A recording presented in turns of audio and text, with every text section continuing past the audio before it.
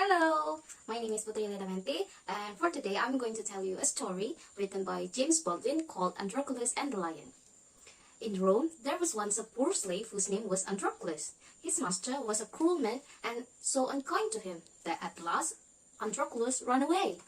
He hid himself in a wildwood for many days, but there was no food to be found, and he grew so weak and sick that he thought he should die.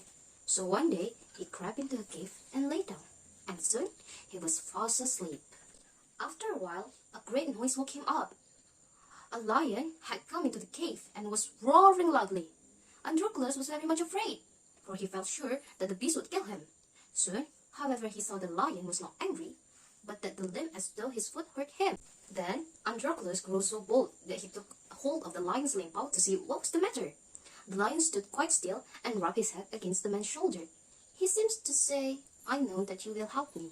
Androclus lifted the bow from the ground and saw that it was long, sharp thorn which hurt the lion so much. He took the end of the thorn in his fingers, then he gave a strong, quick pull, and out it came. The lion was full of joy. He jumped about like a dog and licked the hands and feet of his new friend. Androclus was not all afraid after this, and when night came, he and the lion lay down and slept side by side. For a long time, the lion brought food to Androclus every day, and the two became such a good friends that Androclus found his new life a very happy one.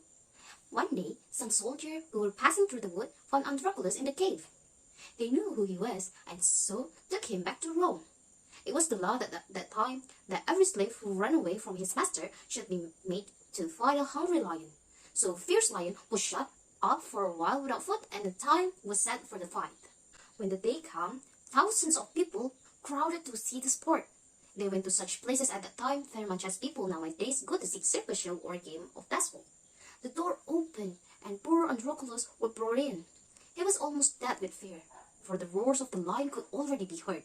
He looked up and saw that there was no pity in the thousands of faces around him. Then the hungry lion rushed in. With a single bound, he reached the poor slave. Androclus gave a great cry, not of fear, but of gladness. It was his old friend, the lion of the cave. The people who had expected to see the man killed by the lion were filled with wonder. They saw Androclus put his arm around the lion's neck. They saw the lion lie down at his feet and licked them lovingly. They saw the great beast rub his head against the slave's face, as though he wanted to be petted. They could not understand what it all meant. After a while, they asked Androclus to tell them about it. So he stood up before them, and with his arm around the lion's neck, told how he and the beast had lived together in the cave.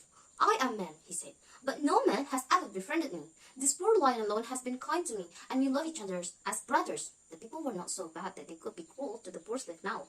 "Live and be free," they cried. "Live and be free."